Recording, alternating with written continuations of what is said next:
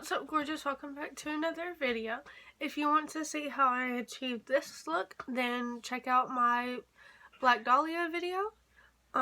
If you want to see me turn myself into a zombie, then stick around.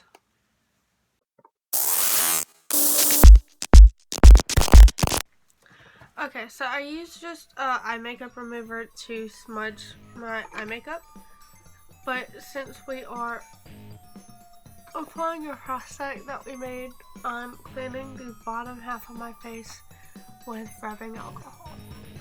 Which, yes, it makes my face very, very red, but it's necessary for now.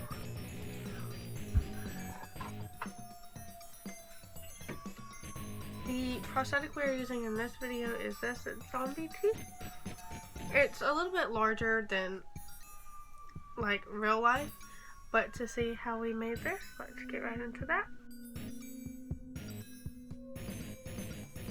I start with the liberal layer of Vaseline and one layer of latex off camera. Here you see me adding the second layer of latex and a piece of toilet paper. I'm pressing it into the latex really good. Multi-ply toilet paper that can easily be separated, or just one-ply toilet paper would work best for this. The kind I'm using has this ridge so they can't be separated. I added another layer, and here I am peeling off the excess. We're adding latex, smoothing out the edges of the top layer into the layer under it, and then we removed the excess again and blended the edges into the face cast. For the teeth, I'm using Velocity brand fake nail tips. They come in this bag inside the box of just one size nails. These are a size 6.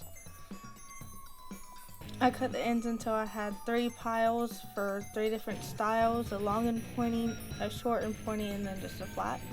While the latex is still tacky, I'm adding this layer of cotton where the gum line would be.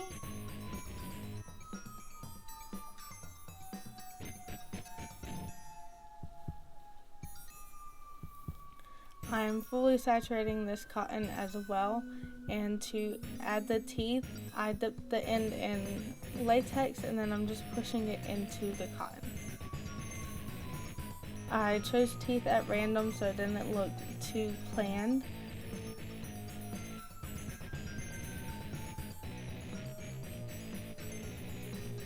Adding another layer of latex to the top of the teeth to help blend it into the cotton.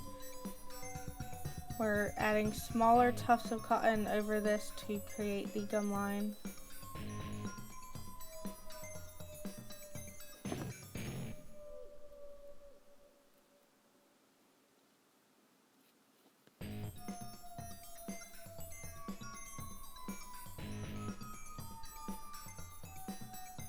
I repeated that on the bottom and let it dry for a full 24 hours.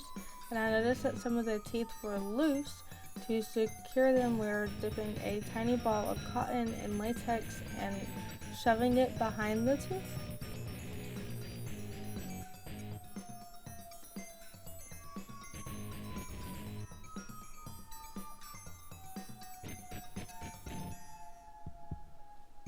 Now it's time to powder the prosthetic to remove it. I started by powdering the entire top and then slowly peeling it up and powdering as I go. This helps to keep the latex from sticking to itself and rolling up on the edges, which just makes all the work we did to blend the edges worthless. I painted the teeth using acrylic paint, and that's what I'm using for this first portion of the mask. Is just different shades of red acrylic paint with this stipple brush, and then I slowly incorporated more brown into the shades.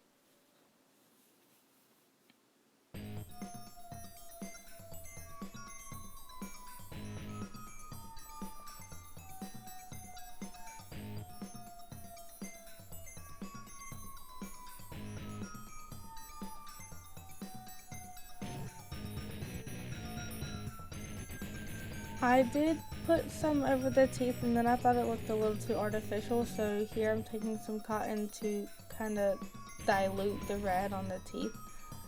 But in the end, I ended up going back to the artificial pattern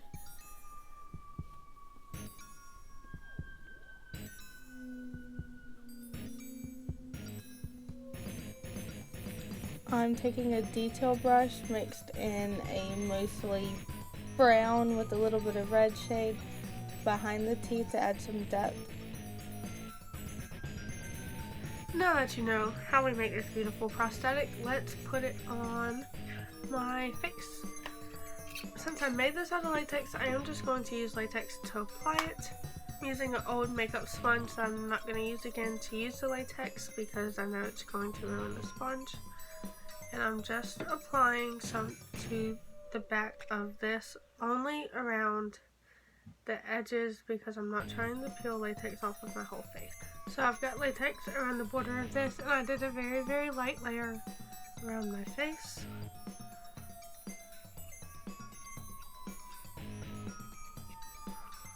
I'm just going to press it down like so. I might have to voice over the rest of this video because I'm covering my face, like my mouth, so it's probably hard to hear me. Cue me doing the voiceover.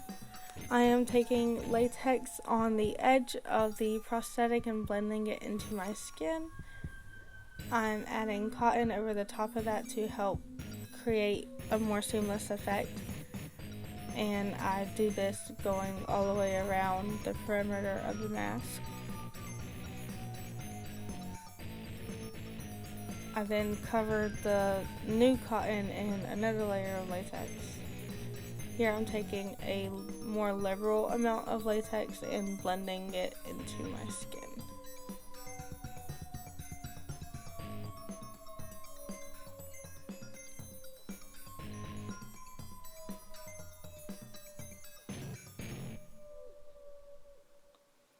I'm taking a natural sponge dipped in the Midnight MagiCake Aqua paints and stippling it around my face. I'm alternating with the dry sponge to help pick up and move the paint and help it look a little bit more translucent. I do this over my entire face and down my neck.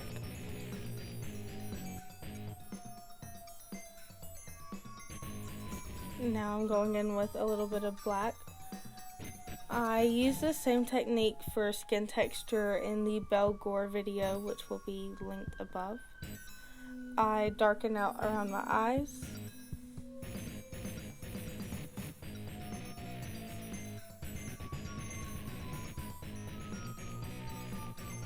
Now switching to my Mehron paints in shades green and brown, starting with green everywhere.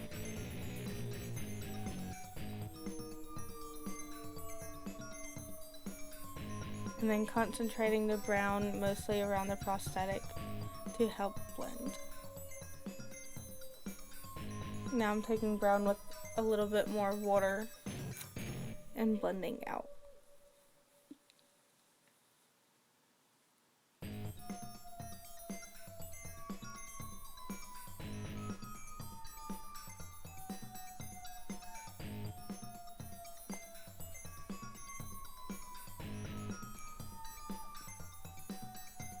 I dip it in a little bit more red and I apply it using a pinching motion because it helps deposit more color into that area.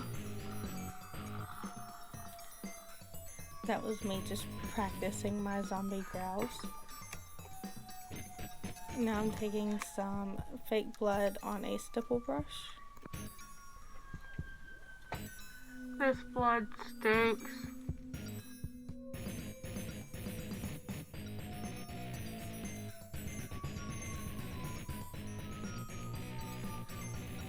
And then back to the sponge.